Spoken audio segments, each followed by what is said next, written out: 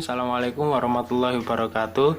Selamat sore dan salam sejahtera bagi kita semua. Perkenalkan, nama saya Wahyu Sukma Jayawardana dari kelas 11 TKJB, nomor absen 33. Di video ini saya akan menjawab self question dari mapel administrasi infrastruktur jaringan yang tujuannya untuk menggali dan mengingat kembali materi yang sudah dipelajari di kelas 10 sehingga untuk selanjutnya agar lebih mudah. Oke, kita akan menjawab pertanyaan yang pertama.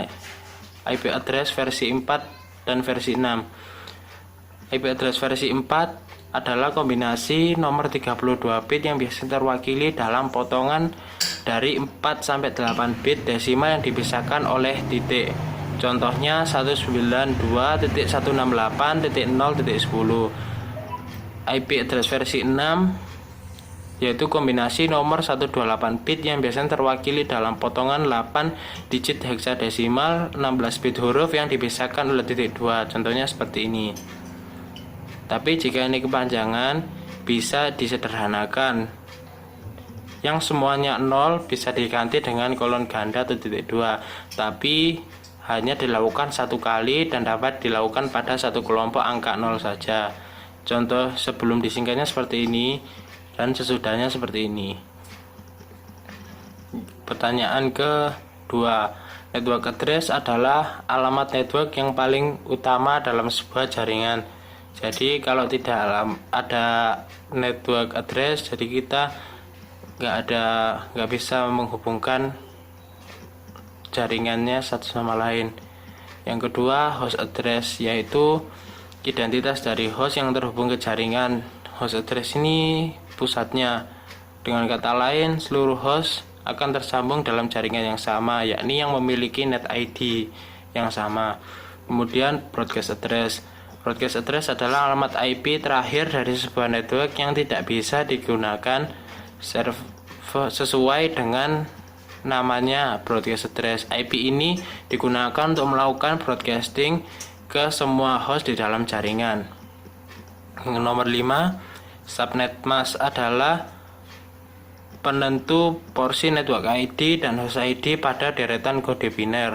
Contohnya seperti ini ya.